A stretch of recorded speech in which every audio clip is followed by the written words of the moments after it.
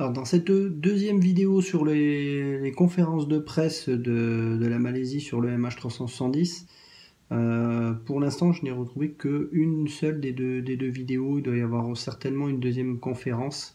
Là c'est la conférence qui avait eu lieu, visiblement c'était à 13 h locale. Et donc il est clairement fait mention, on va le voir, du demi-tour de l'avion ce jour-là. Et c'est en ça que je veux arriver à vous prouver que les autorités malaisiennes ont communiqué très tôt sur cette information-là. Donc là, on est sur le deuxième jour de la disparition, mais ce que l'on apprend aussi, c'est que cette information-là a été rendue publique visiblement la veille.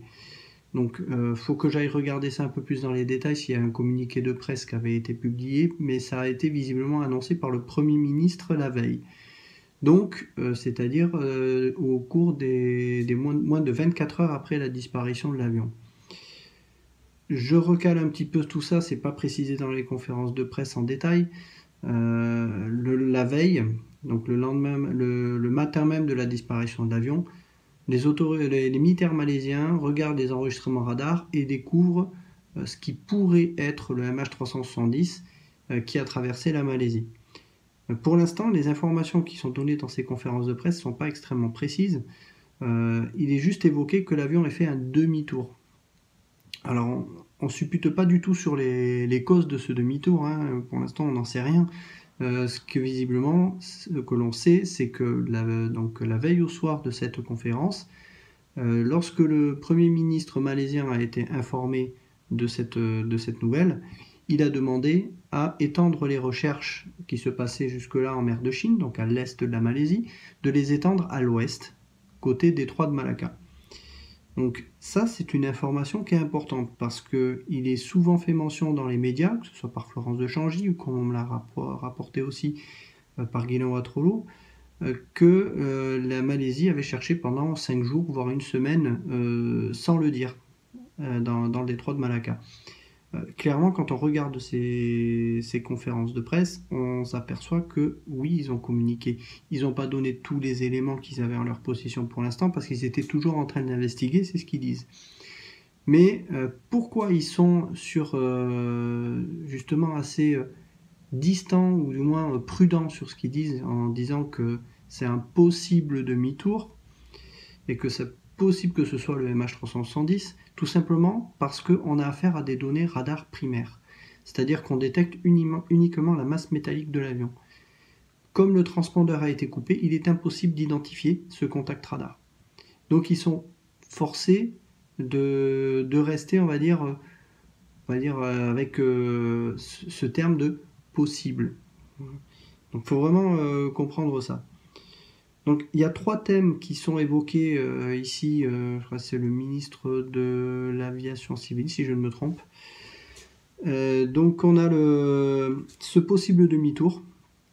On a également les enregistrements CCTV qu'on appelle ça, donc les caméras de sûreté à l'aéroport, qui vont parler justement des deux Iraniens avec des faux passeports. Et un détail qui est donné sur les moyens qui sont alloués justement aux recherches. Donc tout d'abord sur le demi-tour, ce que l'on a, donc c'est le chef de la Royal Malaysian Air Force, donc la force aérienne malaisienne, qui donne justement un aperçu et qui indique que ce sont bien des enregistrements radars militaires qui ont permis de déterminer que l'avion avait fait un possible demi-tour. Et que c'est pour ça que la zone a été élargie au-delà de la mer de Chine. Il est également abordé qu'il y a une land search, donc une recherche au sol sur le territoire malaisien qui est effectuée. C'est pour ça qu'on a donc une autre zone qui concerne également la Malaisie. Concernant les questions qui sont données sur ce demi-tour, il est demandé déjà si la coupure de ces systèmes qui permettent de suivre l'avion est possible à bord de l'avion. Là-dessus, le ministre répond que l'enquête est en cours et que pour l'instant, il ne se prononce pas là-dessus. Ce qui est quand même prudent, clairement. Ensuite, une question concernant les SOP. Alors les SOP, c'est les Standard Operational Practice. Ce sont les procédures que suivent les pilotes. Et donc il y a une question sur ces SOP. Est-ce que ces SOP permettent d'expliquer ce demi-tour suite à une panne, etc. La réponse qui est donnée, c'est que ils sont censés faire éventuellement ce demi-tour lorsqu'ils sont dans l'incapacité de poursuivre le vol. Mais ils sont censés quand même reporter au contrôle aérien ce problème. Le problème, c'est qu'il n'y a eu aucune communication de détresse, que ce soit par radio, mais également de signal de détresse. Là, on entend le code transpondeur détresse 7700, il n'y en a pas eu. Le transpondeur a tout simplement été coupé. Il y a également une question sur un journaliste concernant le détroit de Malacca, pour préciser ce qu'est le détroit de Malacca. Le militaire précise que c'est la partie ouest de la péninsule malaisienne. Donc on a vraiment confirmation que dès le deuxième jour, il parle déjà de cette zone à l'ouest de la Malaisie. Ensuite, sur les CCTV, donc les enregistrements des caméras à l'aéroport, il est évoqué 2 personnes avec des faux passeports. On ne sait pas encore que ce sont des Iraniens, mais que l'enquête est en cours. Il y a une question d'un journaliste à savoir si la compagnie fait l'objet de menaces particulières, ce à quoi le ministre répond que non. Ou même que je crois que c'est le responsable de la compagnie qui répond que non, justement. Un point également concernant une question sur la confiance que l'on peut accorder au 777. Est-ce qu'on peut supposer que l'avion pouvait avoir une défaillance ou quoi? Là-dessus, le représentant de la compagnie, c'est son PDG, répond que clairement, il n'y a aucune raison en fait de clouer au sol la flotte de 777, que c'est un avion qui est très fiable. Et là-dessus, je suis entièrement d'accord avec lui. Quoi d'autre? Il est également fait mention de 5 passagers qui n'ont pas embarqué et dont les bagages ont été retirés. Là-dessus, je vous renvoie à mon ouvrage, j'en parle un peu. Les autorités sont revenues régulièrement sur ces éléments-là, en se contredisant, disant que finalement non, il y a tout le monde a embarqué derrière, ils diront plus tard. Bon, il y a un petit... voilà, cette information au début, elle a tendance à être un petit peu floue et pas forcément très claire. Bon, pas forcément très important selon moi pour l'enquête. Mais c'est une question qui faisait l'objet c'est une question d'un journaliste dans la conférence. Ensuite, au niveau des moyens qui ont été assignés à la zone de recherche, il est clairement dit également que les moyens dévolus à la partie sud de la mer de Chine vont être diminués, forcément au vu des découvertes, de façon à envoyer certainement des moyens supplémentaires, mais à l'ouest.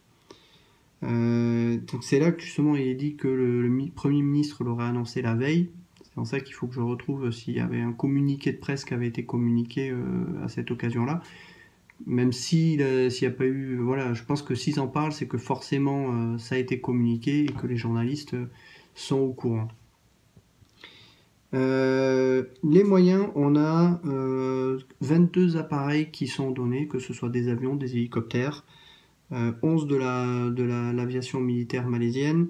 Il est également abordé un King Air de la police malaisienne, un appareil américain, on ne sait pas de quel type, voilà. C'est certainement un P8 Poseidon, mais là pour l'instant à cet endroit-là je n'ai pas la confirmation. Un avion thaïlandais, c'est certainement un P3 Orion, et 2 C-130 singapouriens, et après des appareils également vietnamiens. Concernant les navires, il est fait état de 40 navires qui participent aux recherches, que ce soit côté ouest ou côté est. 13 apparemment qui seraient malaisiens. On a également un navire américain de l'US Navy, pas précisé de quel type de navire. 3 navires chinois, 3 navires singapouriens, 5 indonésiens et un thaïlandais. Du moins pour les étrangers c'est ça. Après il y a d'autres... Alors je connais pas les forces malaisiennes, mais il est fait état de l'APMM. Alors il faudra que j'aille vérifier. Si ça se trouve c'est un organisme malaisien visiblement. Donc voilà ce que l'on a sur cette conférence. Donc on a vraiment, et c'est en ça que je veux vraiment insister, une confirmation dès le deuxième jour que les autorités malaisiennes ont étendu les recherches à l'ouest de la Malaisie. Donc je pense que maintenant, lorsque vous allez voir cette conférence, à partir de ce que je viens de vous dire, je ne raconte pas de salade, mais que quand vous entendrez dans les médias, que ce soit Florence de Changy ou d'autres personnes dire les Malaisiens ont cherché secrètement à l'ouest de la Malaisie, ben vous avez ici sur cette vidéo la confirmation que c'est totalement faux de dire ce genre de choses. Je vous mets maintenant la vidéo et à voir si à l'avenir j'arrive à retrouver la vidéo de la deuxième journée. Il y a une deuxième vidéo normalement de conférence de presse dans la journée, parce qu'il y avait 2 conférences de presse par jour. Faut que je vois si j'arrive à retrouver cette deuxième conférence qui, je pense, devait avoir lieu le matin ou le soir, je sais plus. Voilà. Bonne vidéo. Okay, Assalamualaikum warahmatullahi wabarakatuh to all of you. Good afternoon. Selepas press conference telah diadakan pada pagi ini yang telah diadakan oleh Yang Berhormat Menteri Pengangkutan Malaysia, ada 3 perkara yang ditujukan kepada Menteri, Menteri, iaitu satu ialah mengenai dengan air turn back, dan kedua mengenai dengan CCTV di KLIA, dan satu lagi ialah mengenai dengan aset-aset yang digunakan untuk search and rescue. So there are 3 main items that have been brought up at the last press conference by the Honourable the Minister of Transport Malaysia, that is on the air turn back and the CCTVs, and also on the assets that been used for the search and rescue exercise. I go for the CCTVs. Actually, there are only 2 passengers on record that flown on this aircraft that has false passport, and we have the CCTV's recording of those passengers from check-in right to the departure point. And this record of the CCTVs are now being used for the investigation of this matter. So the investigators are doing the investigating right now. And the other issues that we brought this morning is about air turn back. So for that, I will now pass over to Tan Sri Rosali, the Chief of Air Force, to give you an insight about this issue on the air turn back. Tan Sri. Can you just ask the fall? There's no fall, right? Only two. Only two. And for those of you, because there are so many of you here, so if you want to ask question, please tell your name and where you come from, which organization or media that you represent. Okay? Okay, Tan Sri. Okay, thank you, Dato'. My name is Rosali. I am the Chief of Air Force, Royal Malaysian Air Force. Now you must be wondering why the Air Force is in this thing. We are a major stakeholder in this search. Now we are concentrating on search. And after YABPM mentioned about, extending the search area yesterday, if you remember, and also we are also baffled by no signal from the ELT or the emergency beacon. So we really need to look back into the way we do things. And we actually, what we have done is actually look into the recording on the radar that we have, and we realized that there is a possibility the aircraft did make a turn back. Turn back means deviating from the flight path and coming back, reciprocal heading. So that is the possibility. Now, at this stage and juncture, ladies and gentlemen, we are still trying to collaborate with the SeaWorld Radar, with the other international agencies, and with this collaboration, probably we'll get a better picture into this. So because of that, the search area has been widened, as we speak, into the South China Sea, and we already have requested our Indonesian friends, the SAR National in Indonesia, to assist us on this matter. Thank you. Tan Sri, just a question about that. Identify. Sorry, Thomas Fuller from the New York Times. Okay, New York Times. Is it possible for a 777 to turn off all of its diagnostic information that it regularly sends out.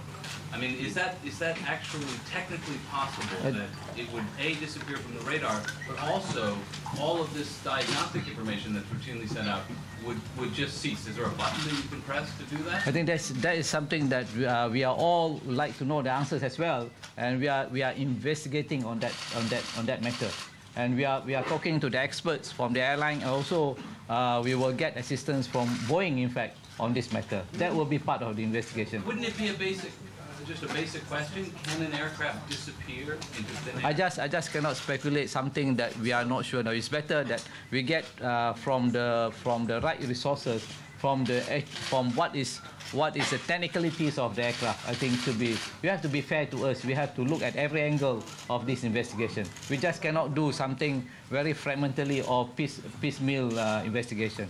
So thank you. The minister mentioned, Keith from BFM 89.9. Hey, where are you from? Question regarding the SOP. The minister mentioned 4 persons. No. No, only 2. Agency, So the minister just mentioned 4. So you mentioned 2 are for the false passport. Yeah, yes, So what 4. about the other 2? The other 2, no, only 2. Confirm 2. Confirm 2. Regarding the Where are you from? Oh, sorry, I'm Keith from BFM 89.9. Okay. Regarding the air turn back that the minister and you yourself mentioned just now, isn't there an SOP that has to be followed, and what would warrant such an air turn back to happen, and what would you say prevented a pilot from contacting the ATC? Okay. This is from Malaysia Airlines. I'm Majori from Malaysia Airlines.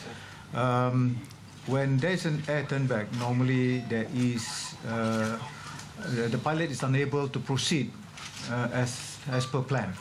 And normally when he makes that decision to turn back, he will report to base or a report to also ATC. Right? From what we know from both ATC recording as well as our own, because they also have to message the base, there was no such distress signal or distress call per se. So we are equally puzzled why. Okay, for the next matter that been talked about this morning is the number of assets, aircraft, ships that they use for the search and rescue. And for that, I have Tan Sri Zulkifli, the Chief of Armed Forces Malaysia, to brief you about what the assets we use to cover such a big space that we're going to do the operations. Tan Sri. Thank you, Dato'. Ladies and gentlemen, as you are aware, as at yesterday, as it was announced by Yang Muhammad Perdana Menteri, we have extended or widened the area of search. And as at last night, we also have sent some elements to conduct the search in the Straits of Malacca. As at the moment, the assets that are involved in the west coast of Peninsula, the sea area. So, without reducing our resources in the east, in the South China Sea, there is an increase of assets now, as what was announced by the Prime Minister yesterday. Because we have got managed to get assistance from our neighboring countries. So as at the moment, the number of aircrafts that are involved in the search and rescue, in the search operations, we have got 22 aircrafts, fixed wing and also rotary wings. We have got now 40 ships doing the search operations in both areas. We have got, as far as the division of assets, we have got from the one aircraft, a helicopter from the Navy. We have got 11 aircraft from the Royal Malaysian Air Force. We have got 5 aircrafts from the Malaysian Maritime Enforcement Agency, or APMM. We have got 1 aircraft from the Royal Malaysian Police, this is the King Air. And we have got we have got 4 aircrafts from our neighboring countries. There's 1 aircraft from the United States, 1 aircraft from the Royal Thai Air Force, and 2 aircrafts, 2 Charlie 130 from the Royal Republic of Singapore Air Force. Now, as far as ships are concerned, we have got 14 ships from the Royal Malaysian Navy. We have got 13 ships from the Malaysian Maritime Enforcement Agency, or APMM, and we have got 13 ships from our neighboring friends. We have got 1 ship from the US Navy. We have got 3 ships, 3 vessels from the Republic of China. We have got 3 ships, 3 vessels from Singapore. We have got 5 ships from Indonesia. We have got 1 ship from the Royal Thai Navy. So those are the ships from 13 ships from foreign countries. Not taking into consideration that the ships and the aircraft that are deployed by Vietnam to conduct research in their waters. So basically, those are the assets that are at the moment being deployed in both areas of search. So as you can see, we have intensified our search for the aircraft. That is our main occupation now, is to search for the aircraft, and we have intensified. Yes. Sorry, just to check. You are from? Input from Reuters. So the number of aircraft is 22. The number of ships are 40. Yes. Okay. In 2 areas. What are those 2 areas again? 2 areas are one in the east, where the search was conducted since the day that we started the search operations. Yes. And because of the possibility of the air turn back, so we have done also a land search using our helicopters and so on. And we also are focusing on the in the waters on the west coast of Peninsular Malaysia, especially so on the west coast of Penang. Okay, thank you. Jim Clancy with CNN. May I ask you, if we can go back to this turn back, was this turn back, you say, detected on radar? On the radar record? Yeah, we look back at the recording, and there is an indication, possible indication, that the aircraft made a turn back. And this is, collaborated at the moment. As we speak, we are trying to make sense of this, and it's in some part collaborated by Civil Radar, but we are still looking for areas from our international agencies. One of the possibility of turn back is coming back to KLIA. Now, Okay. can I ask, with that turn back, does the radar record reflect how much of a turn back it made? In other words, did it come back kilometers, 20 kilometers, 10? I think that's We are still looking at that. We're still looking at Forensic. that. That's your radar, or is that the civil radar? Where are you from? Air Force Military. radar? You are That's from? military radar. Military radar. Got it from the Wall Street Journal. Okay. Military radar. Okay. Okay. Jacob from AFP, this question for Ahmad Jawari. So did Mars, in the last 6 months, 3 months, receive any threats or anything like that? No. Okay. Just to follow up on that, please. How much confidence do you have in the 777 fleet that I understand is still flying, still being operated? Are you confident in the safety and the integrity of the fleet? And can you confirm if there are any plans at this stage to ground it? There's no plan at this stage to ground them. We are very confident of the dispatchability, the reliability of the fleet. All right. This has been a very reliable aircraft for the airline. Okay, Yan Kuan, thank you. Sasha from the Daily Mail. Is there how many of them did not board the flight, and are their background going to be investigated? Those who did not, we believe in read some reports there are 5 of them that did not board. Yes, the 5 passengers did not board the aircraft. The bags have been removed from the aircraft in accordance to the Annex 17 of the ICAO. Thank you very much. Have they identified the question? Yeah, they had the bags have been removed, so they are not on board. The bags also are not on board. Thank you. Krishna from Channel 9 Australia. Okay. Did aircraft have any previous history of accident? In August 2012, wingtip accident. The aircraft had a clipped wingtip, so a portion of wingtip, I think approximately a meter of the wingtip was torn, and that was repaired by Boeing, and it was cleared by Boeing, and it was approved. The repair was approved by the various authorities, so it's actually safe to fly. Okay, thank you. The next PC will be at 3 o'clock today. Thank you. Thank you. Thank you. My question was, the 5 people, were they being called for investigation by the police? No investigation. Not being investigated.